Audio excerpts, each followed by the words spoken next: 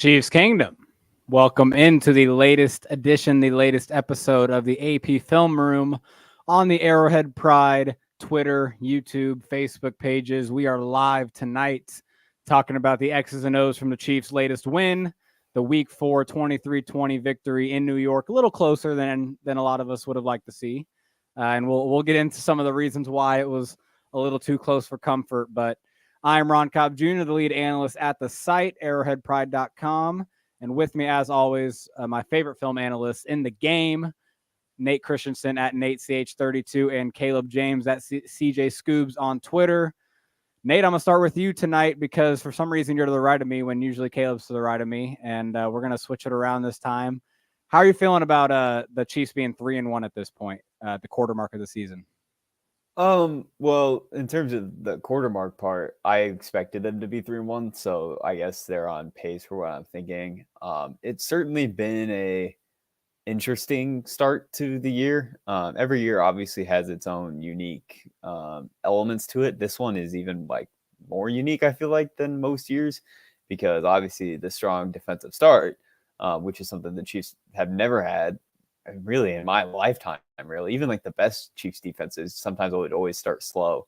But the offense, on the other hand, is very not like has not been good. And that's typically when Andy Reid in September is known to be just outrageous. And that's not been the case this year at all. So it's just kind of been like a Freaky Friday situation for how the Chiefs are playing to start the year. No doubt about it, Caleb. How are you feeling about the Chiefs so far as we're getting into week 5 here? I think the positive thing is they're 3-1. So like you said, they've had some odd games, but they have still been winning them except for the opening night game against the Lions. And, there's just been things like you imagine early on the defense will struggle, but the offense will be putting up like 50 a game. Mahomes will be throwing for like 405 tutties. But this year, it's been like they're relying on the defense to make big stops. They're relying on all these, big plays from, third down plays from the defensive line, the secondary to step up because the offense is kind of struggling, especially in the passing game, which I don't think really anybody foresaw coming. Well, what a segue. Caleb is professional at this because we are going to get into that right away. Nate's going to be talking about the Chiefs pass game. Has an article up on the site about some statistics so far. I think is it's really cool. So a few numbers to put into the context of this film, though. But the film doesn't lie, Nate. So let's talk about the game tape here. Yeah. Well, thanks for plugging that. On the site, there are 5 stats about the Chiefs' kind of wide receivers through 4 weeks. It was really fun to kind of write about. So go check that out. In fact, my second post of the week will also be about wide receivers. So you're getting a lot of wide receiver content from me this week and this year. But for tonight's show, I just wanted to kind of show some clips because it was bad. The passing game was bad. Through 2.5 quarters, the Chiefs were at 6 targets. This is just at wide receivers. 6 targets for 2 catches and 22 yards. And overall in the game, I believe it was 12 targets, 6 catches, 64 yards.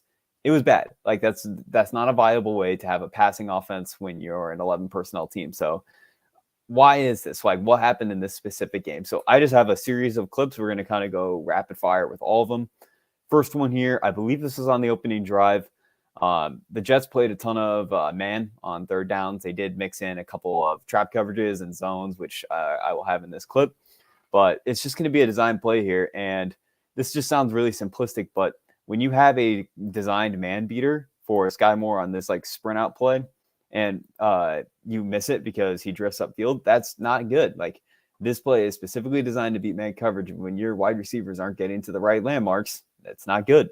That's something that just is not the way that an offense can function at all. This second clip here, also man-to-man. I can't remember down a distance. I wanted to shout out actually CJ Mosley. I thought he played a outrageously good game in coverage for the most part, but you're just kind of get to see here, like Kelsey's going to run this kind of dig over the middle.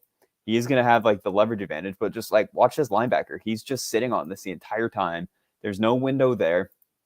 No one gets, like, I believe this is MVS up top, but doesn't get open on the rail up the sideline where she's going to sit in the zone, doesn't create separation.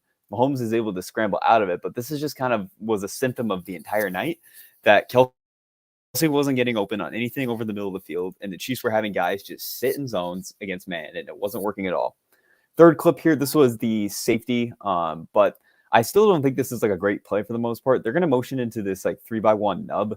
They were using Kelsey as a chip guy a lot, which to me is just a waste of resources for the most part. Like, come on, get Noah Gray or somebody else doing that.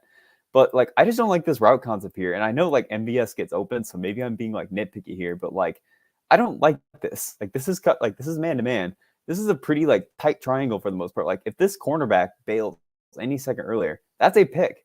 And you have two wide receivers right by each other. I don't know if somebody messed up the route. Like, I don't know. Maybe this is supposed to be a like sail concept or something like that. But I just don't like. I know this ended up being good. But like, this should be a pick. Like, there's no reason why that isn't a pick at all. I just don't like the route concept there at all. This is the fourth clip here. This is, I believe, the pick. Let me make sure this is the right one. I'm trying to remember if this was the pick. Yes, it was. Okay. So this was a zone coverage. They played a lot of zone coverage against under center stuff, especially on early downs. This is just a poor process by Mahomes. This isn't necessarily like the route concept by any means. They're playing some version of cover three. Nothing really gets open, but like Mahomes just can't throw this football. You got two guys squatting there. There's not even like necessarily like a high-low going on with this kind of middle of the field closed. Just a bad throw overall. I don't really have like any nitpicks on the route concept. It just doesn't work. This one right here, this is actually, I would say, a win for the defense. This was third and short in the red zone, playing a lot of man-to-man. They actually just trapped to a cover two. The Chiefs are running a version of kind of this mesh rail. So these two guys are going to mesh. MVS is going to kind of sit on the deep hook. I believe this is McKinnon's going to run the rail up the sideline. They just distribute this well. This actually was cover three, but just a good kind of trap coverage against what the Chiefs were expecting to be man. Nothing gets open. This just turns into a throwaway. A few more clips here before we kind of finish up. This is another play where this is actually the CJ Mosley interception. This is once again just going to be man-to-man, cover one. Mosley just playing this hook and kind of like recognizing where Kelsey is across the field. They did a lot of one double on Kelsey, but instead of using like a safety to double, they used a linebacker to double, and Mosley was just playing out of his mind this game. He knew everything that was going on. Bad throw from Mahomes. But even though, like, if I'm being a nitpick again, like, where else would the ball supposed to go here? Like, Kelsey is like theoretically open, but MVS doesn't kind of get open on this like kind of post route. There's nothing open to the bottom of the screen. There's just like Kelsey probably is like the best like matchup here. It's a bad throw from Mahomes, but I don't know where else he's supposed to necessarily go with the football here if he's not going to throw this route. Three more clips here. They're going to have Kelsey kind of just run this little bit of a slant. And this is third and long. And I just, honestly, again, I just don't like this route concept. Like, you're going to have Watson run this speed out. He's short of the depth. So that's problem number one. Not to mention he doesn't separate. MVS doesn't get open here. Or excuse me, that's Rice. MVS does not, Rice does not get open on the dig over the middle of the field. Kelsey is like theoretically open on this slant. I'm not trusting him to like make the first down in this anyways, based on the way this like cornerback is sitting. But Pat probably should throw the ball there, but nothing's open on the bottom. Again, they kept running these like little just like sit down like curls in third and longs against man, and it just wasn't working at all. And you know, this kind of just turns into a sack. Mahomes kind of runs a sack, but again, I just don't love the route concept there.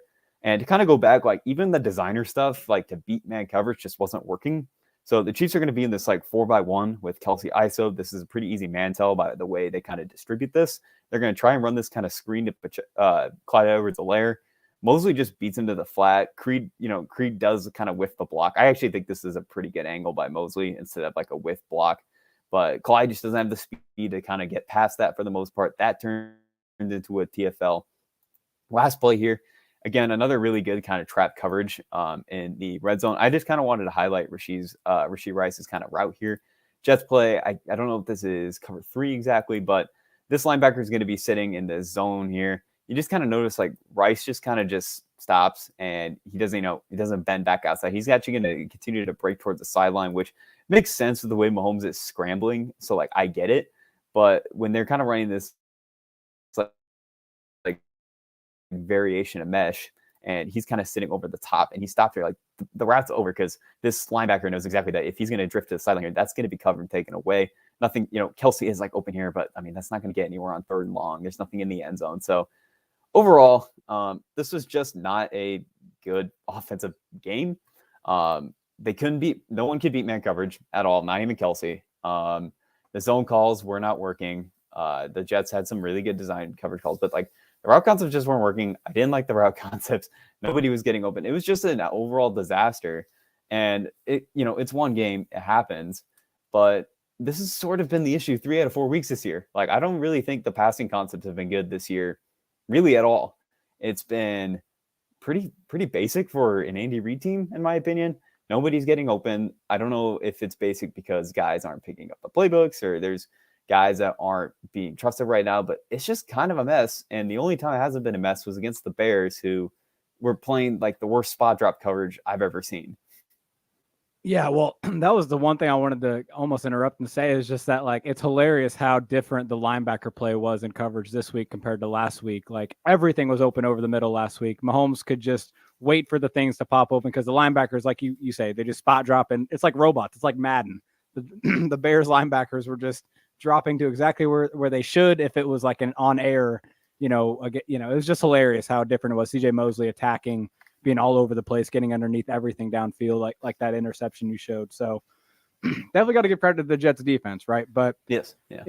Caleb, you're going to talk about the run game, but I mean, this is, Nate showed, a lot of these things where these receivers just aren't finding separation. We know Andy Reid, you say it's a little, Nate, you kind of mentioned it's a little maybe, vanilla for an Andy Reid team, but, he does like to, or a Chiefs offense, but he does like to, run his basic stuff and a lot of times trust that his players are gonna win, especially with these young receivers. Maybe they're having to stick to the the typical stuff. But I don't know, Caleb. Before you get into the run game, just what are your overall thoughts on just what the receivers can do to improve, or what the pass game can do to improve here?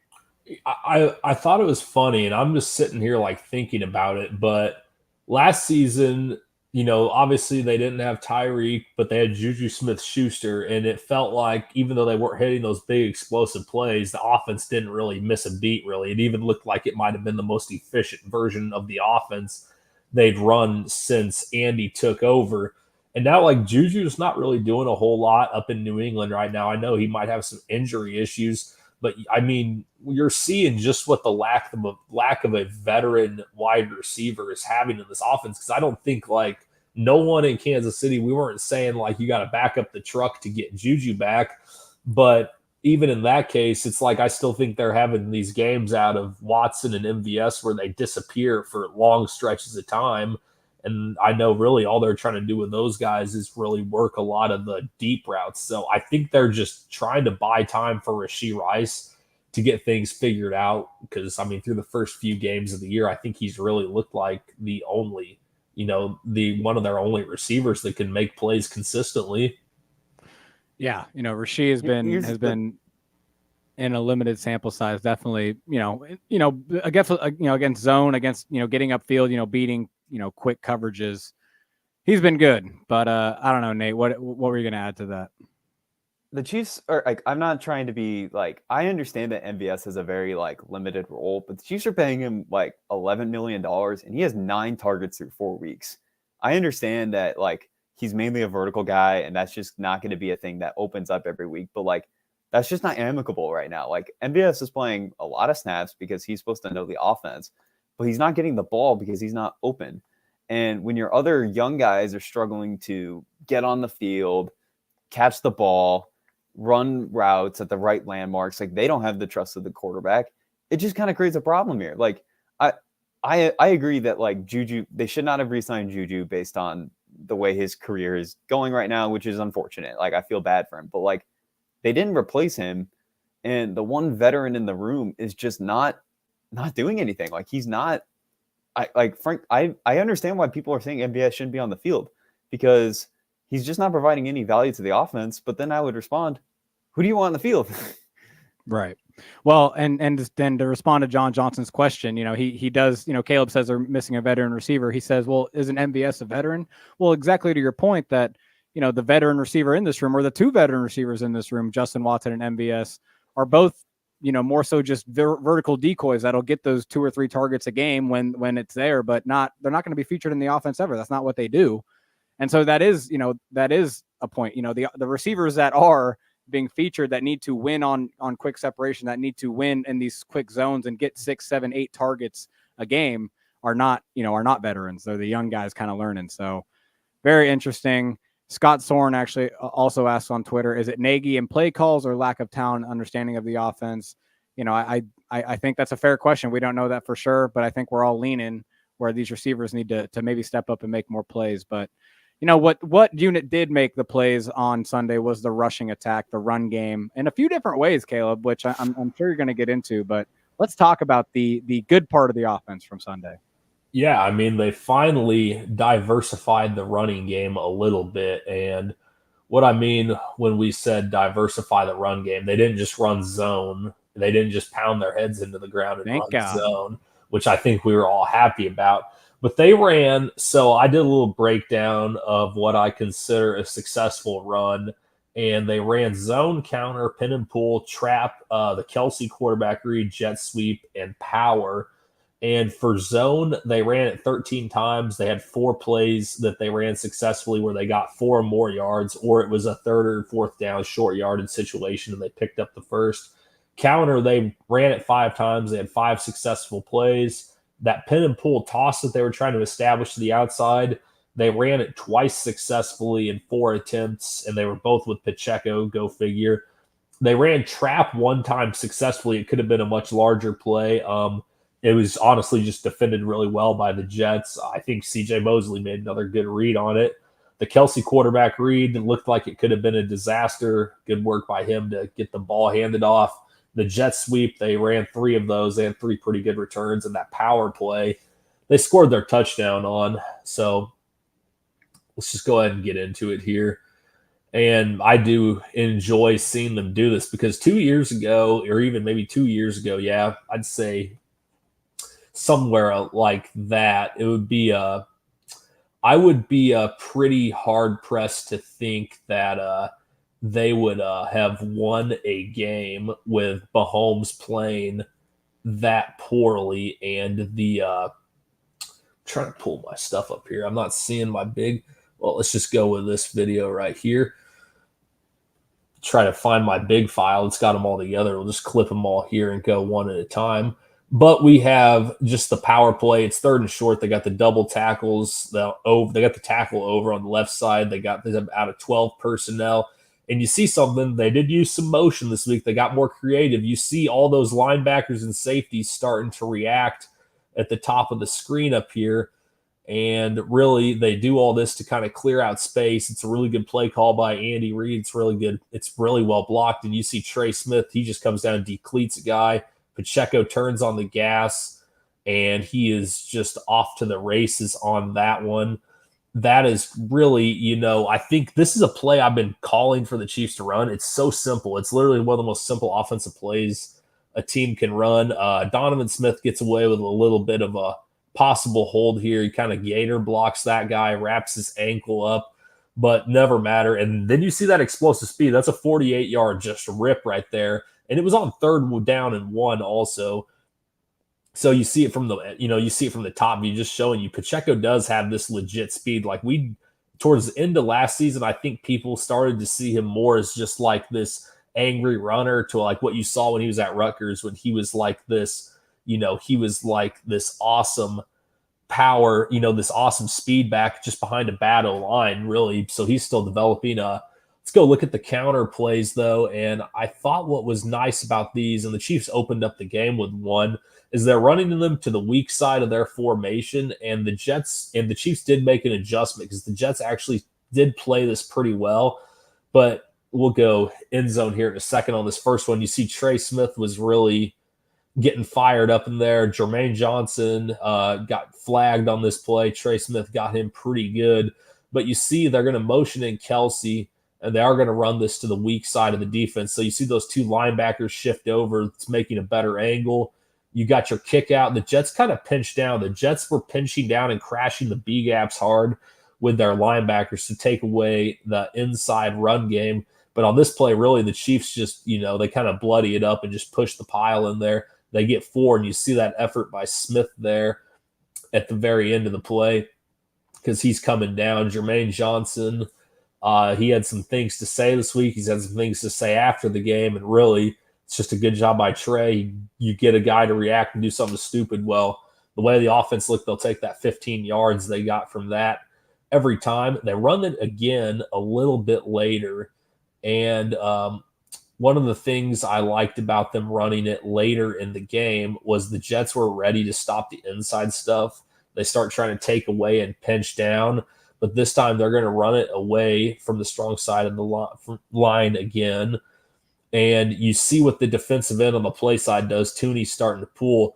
He redirects in right there. So Tooney's got to stop on a dime, and he kind of hooks him a little bit, but he's going to log block him in. Gray kind of misses. But you see all this reaction from these guys. The linebackers start to flow inside first, but that's just opening up back the outside because Pacheco easily bounces it, gets a nice block. And I honestly think the Jets were surprised at how fast he is when he does get going, because they took some bad angles a couple of times on that. Y counter continues to be their absolute best run play. I mean, I don't think they've run it bad one time yet this season. They always seem to be ready to go with it. Let's see here. What do we got? Oh, yeah, they got this little toss, pin, and pull sweep, and I love this play. This is one of my favorite plays in all of football, and the reason I like it is because when you have really athletic linemen, you can put some really good blocks on people in space, and the Chiefs haven't been able to do this since Fisher and Schwartz were here. And we'll just go down there and see just a great fight from Pacheco. But honestly, give a shout out to Rashee Rice. He had a couple of bad plays at this, but it takes a lot of trust and a lot of guts to have your rookie receiver kind of pinning down on the edge like this, which is what he does. They get this good angle. Trey is working up. Tooney's working up. Jawan Taylor pulling around. Kelsey leading the way. And you see Taylor has an awesome block here. So does Smith and Tooney. You see the free guys miss the tackle, and it's just that extra little bit of contact balance. And this is what the Chiefs got to do. You know, they're not really a great outside zone team, but the Jets and these other teams, you see those reactions they had to start to want to play the B gaps first. That's because you can stop the run just with your alignment and how you have your linebackers play it. So they can't get too just used to being able to pound it up the middle. I think it's important to be able to run the ball to the outside, especially with an athlete like Pacheco out there. And they didn't run zone all that effectively again. It's just not really who they are or what they do. And actually, before that, I'm going to just show the jet sweep real quick. I know people are like, well, it's not a real run play.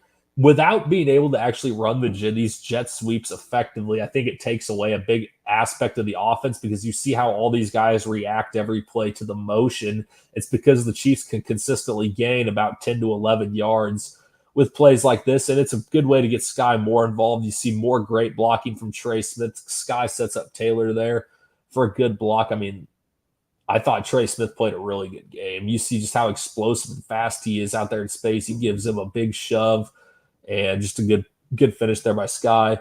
But back to the zone real quick. Wasn't really effective, but that inside stuff, they kind of like, you're starting to, teams, you'll see it again here. Like, they're looking to take away the stuff between the tackles, but they've got these loose boxes because they still have to give Mahomes his respect even when he's not playing good. And you see the motion here from Tony's kind of got everyone a little worried. And 56 comes down, and he's just slow to react there. And you see what their defensive line does. Their edge and their nose tackle, or their defensive linemen, they pinch down, and the defensive linemen are trying to pinch down and crush the tackles in. Well, Pacheco just gets an awesome angle, and he outruns the guy. Real smart slide. So, I mean, it's a good run game, and I'll go ahead and call it off there. I thought on the offensive line, I thought Donovan Smith played a really good game overall. So did Trey Smith, and really everyone played well in the run game. Taylor and the holding penalties and all that. The passing game was not just a disaster downfield; it was more or less a disaster at protection, also for a lot of the game. But at least when it came down to it, they were able to go in there and gut it out with a pretty solid run game. Well, right. I mean, they finished the game with, a 15, 14 play drive, 7 minutes long. The last two drives took like 29 plays. A lot of that was the run game. Patrick Mahomes scrambling, Chiefs ended up with 204 rushing yards as a team. It was the most since the 2020 COVID year, that Bills game in Buffalo. It was the most since then, which, I mean, I think we all remember. That was like the Daniel last time. Kilgore game. Yes, hops in. And Mitchell Schwartz goes out that game, right? Yeah, and then the last game he ever played. Right, because that's how they punch or they push out Remmers to right tackle, right? And that's why Kilgore comes in. Right? I think that's how it worked out. Or because Ryder. I think Ryder was out. I think Mitchell Schwartz hurt his back. He was having back issues, and then he couldn't make it through a drive. And then, unfortunately, that was a really sad end to his career for such a great player. It was. That was supposed to be a good memory, and we just made it bad. But anyway, so it's just a really dominant run performance, and it's cool to see, like you showed, Caleb, just so many different ways they're doing it: power, counter, pin and pull, toss. Like, I want to keep seeing, and jet sweep too. You say it's not a real run play, or like some people would say that. Like, no, I mean, I love jet sweep. If, when I was a middle school offensive coordinator, a jet sweep action was happening every single play because it is such an essential part to an offense. I'm glad Andy Reid uses it and hands it off still, gets some effective yards out of it. But let's flip to the other side of the ball. We're going to talk about the defense to finish out here tonight. And the defense had an up and down game, and I am going to be talking about the good and the bad from Sunday's performance, where we all saw this defense looking like the best unit Spags has had, and all of a sudden Zach Wilson's the one carving them up and making them look vulnerable. But we'll get to that. At first, I do want to shout out Karlaftis. He had these 4 pressures on 33 pass rushes, 1 quarterback hit. 3 of these pressures, though, I think it's kind of fun how you can see him set them up, and you're seeing him get more better and better with his pass rush moves, right? So first you're going to see him get upfield and then hit him with the long arm, get that long arm stab, boom, stab him, get him a powerful stab, gets him off balance, kind of stumbling, and then he's able to get into the pocket, get inside. So he's getting upfield, threatening speed, and then getting him off balance, boom. Then he hits him with the inside stab, that inside shoulder to get inside. He's doing that to get inside penetration. It's a move to get inside, right? Well, we're going to come to the second clip. He's going to threaten up inside again. This time he's actually going to get all the way to the motion of where it looks like he's going to dip under, right? It looks like he's going to dip through and try to get to the outside. Comes back to the long arm stab, gets inside, a quarterback hit. So he gets to it this time on his second move, right? It's not the first move he goes to. It looks like at first he's actually trying to get to the outside and maybe uses it as a secondary move. The first time it was his primary move, that kind of long arm stab. Well, then you're going to see, and this should have been a sack. He does mess up the finish. Then you're going to see him use that long arm stab, kind of see if he can work inside, realize, okay, this is Mekhi Becton. I can't really, use that hump move and throw him off like I was Elijah Vera Tucker, who's kind of more of a guard tackle combo. So he's just going to all of a sudden get to that point, keep working, and then he's just going to throw his wrist down. He's got a hold of his outside wrist and just throw it down, rip outside. Should have been a sack here. Doesn't get it, but it's just cool to see Karlaftis kind of have those progressions in his pass rush moves. Those were all kind of countered off each other, and it should have ended in a sack. He lets it go through his fingers, but that's okay. He'll finish the next one. Good to see his progression as a player. Also this was my favorite play. I actually tweeted this out earlier. This was my favorite play you probably didn't notice, and I didn't notice on the broadcast angle, but this is a 3rd and 11 in the third quarter. We are going to have the Chiefs in man coverage. Everyone's in press man, but they're going to have two high, so it's 2-man, right? And they're going to have a linebacker, Willie Gay, spy the quarterback, so everyone's just manned up. And look at L'Jarius Sneed at the top of the play. He's on Garrett Wilson. He is just going to press and suffocate him and not allow him to even get off the ball and run a route. And that's what L'Jarius Sneed can do at his size and his physicality as an outside cornerback. He can do this kind of stuff, and this is legal. He doesn't hold him. He just pushes him, grabs, gets a good grip on him. And as long as it's within 5 yards, or, within a few yards, I should say, of the line of scrimmage, this is legal, and he doesn't allow him to even pass the line of scrimmage. And what this does, though, it's not just that he doesn't allow him to get out on a route, not that just individual thing. You see Mike Edwards and his 2-man responsibility. Garrett Wilson doesn't have a route anymore. He doesn't have to worry about the outside anymore. All of a sudden, he can creep back in, look at what's coming towards him from the other side. Boom, he should have had a pick right here. So it was just a really cool play by L'Jarius Sneed, completely taking away Garrett Wilson. You see him kind of over here, if you can see closely. It's kind of hard to see, but he's kind of hitting himself in the head, slapping himself in the head. I think he knows that he kind of, lost them that rep right there, because he just let himself be kind of suffocated right there on a 3rd and 11 rep. So really cool play by L'Jarius Sneed. But let's get to the bad, because there were some bad. And it's not all bad. There was some good plays by Zach Wilson. I'll credit him. But, Nate, you've been really good at, or you've been kind of vocal about how the Chiefs' base defense has been a lot better this year, right? Against, the pass. They've been not as vulnerable maybe this year when in years past. That's really been the way to beat Spags, is to keep him in base and get plays off of that, take advantage of linebackers and coverage. Well, when the Jets started finally using play action, going under center and using a few more blockers back here and just letting their receivers like a Garrett Wilson get open against L'Jarius Sneed, guess what? He got open. And the reason he was so open with no one underneath him was because his play action sucks Drew Tranquill and Leo Chenal up so hard. Willie Gay was already run blitzing, so he was already taken out of it. But not only that, did the play action just suck up the linebackers naturally, there's also just some bad reps. You're going to see Willie here just get completely turned around when I don't think this is that hard of a play for him to make. I think he just kind of freaks out, turns the wrong way. I think he needs to go with his initial instinct here when he's dropping into. He should drop to kind of to the outside shoulder, drop into the flat more. That would have given him that space to take away Allen Lazard here. Instead, he kind of freaks out and tries to get into more of the hook zone because he sees that guy get vertical. I'm not sure if his peripheral just kind of told him there was nobody out in the flat, and that's why he felt like he needed to get more into the middle. But this should be an easy play for Willie to kind of drop into and kind of take this away for Zach. So it's just kind of a weird play for him because Drew is also dropping in there, so he should have the middle of the field. But then you're also going to get the linebackers get beaten even when they're playing good coverage. You're going to see Drew Tranquill pick up the tight end here going up the seam in man coverage. Picks him up well, plays on his kind of inside hip, gets his hand up there when the ball is at the point of attack. You're going to see it better at this angle. Gets his hand there, gets his hand right in there to maybe swat it away. But just a great throw and catch. You got to give Zach Wilson credit for that throw. You got to give the tight end credit for that catch. And then you're going to get them taking advantage of Leo Chenal in coverage. And what happens there? Another great throw and catch where Leo doesn't necessarily play this terribly. You're going to see him again here circled right there. Let me throw it back a little bit. Circled right here. He's on a tight end. He plays that inside, but then once he goes outside, he plays that trail technique and he gets up and tries to contest it. But it's just a good throw and catch. You can't really get on Drew or Chenal for those 2 reps. So you give Zach Wilson credit. And then what do you know? We get in the red zone here. And then it's just a great play call and a great execution by Zach Wilson. You're going to see them attack Brian Cook here as this cover 2 safety. They're going to get 2 verticals. So he's kind of he's put in conflict, right?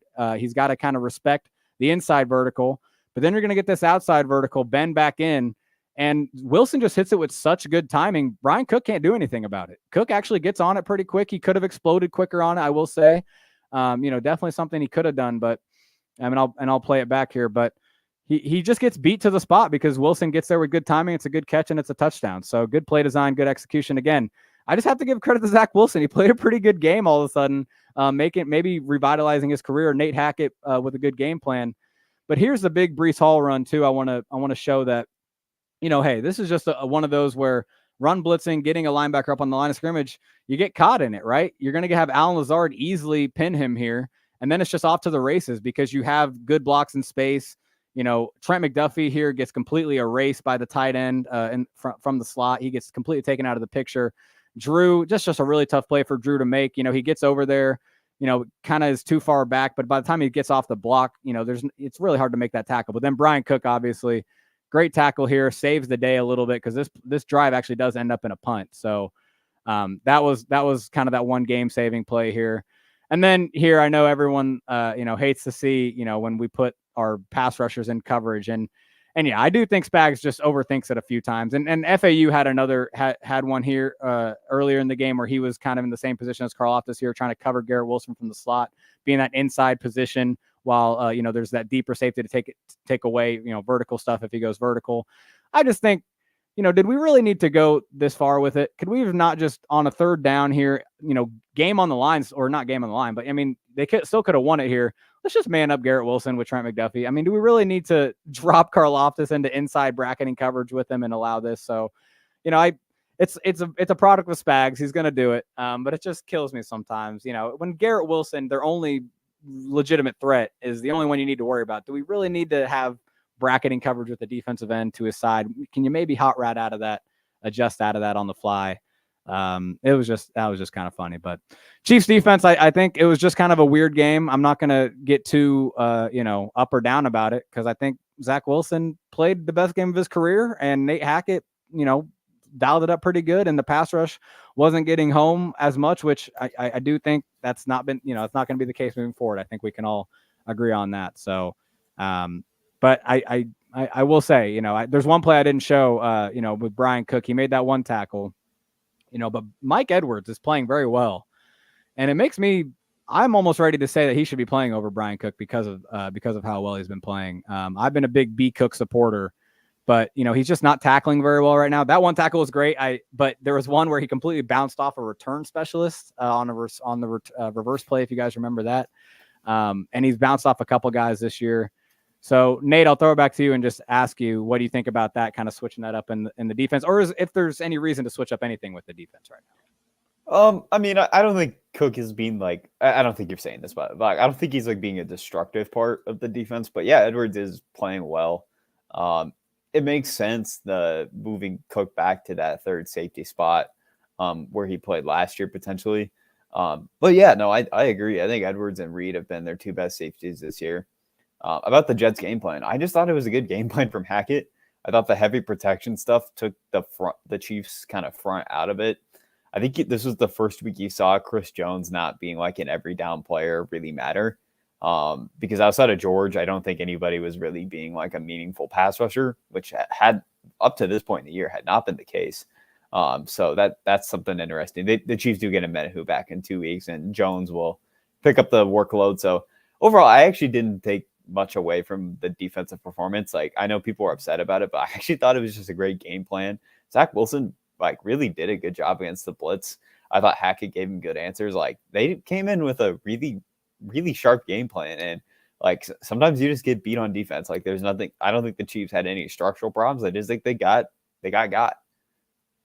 Yeah, no, I totally agree. I'm glad you agree, because I think sometimes you just got to tip your cap. And I'm excited to see if Zach Wilson can continue it. And maybe he won't. So we'll see. The Chiefs are known for kind of these one-hit wonder, allowing these things to happen sometimes. Caleb, what are some final thoughts here before we get out of here?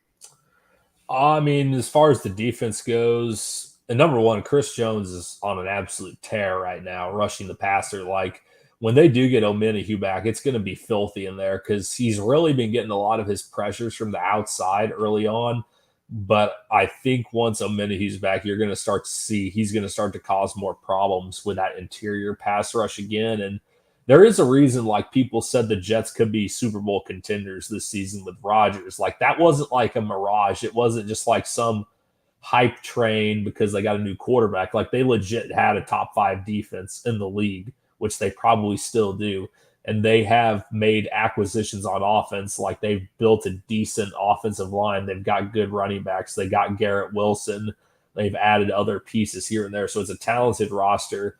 It was home game for them. They had to win the game. That was a must win for them. They're in a hole right now. It doesn't look like, even if Rodgers does get healthy, they'll be playing meaningful games later this season. So, it was kind of like their Alamo for how their season's going to go, and they still came up short. And, regardless of the officiating, which was bad on both fronts, I don't really think that made a big difference, because at the end of the game, the Chiefs, like you mentioned, Ron, they just kind of wore them out, and the Jets couldn't sustain their success. And that's what good teams do, and that's why the Chiefs win and are 3-1, while some other teams that were supposed to be good Super Bowl contenders are 1-3 right now, and lower records. Chiefs take care of business. That's what they do, and we'll hope they do that next week against the Vikings. We'll be back breaking down the X's and O's from that game. Excited to see how the defense reacts to Justin Jefferson, Jordan Addison, that high flying passing attack. Kirk Cousins throwing the ball a lot. I'm excited to see that, but also how the offense reacts to a Brian Flores defense that blitzes like 60% of the time, I think, last time I checked. So exciting game we have to break down this weekend. I'm pumped for it. Hope you guys are too. Appreciate you watching. Appreciate you checking in, tuning in. We'll be back next week. Follow us all on Twitter. Follow the site for the latest news and updates. And we will catch you next time.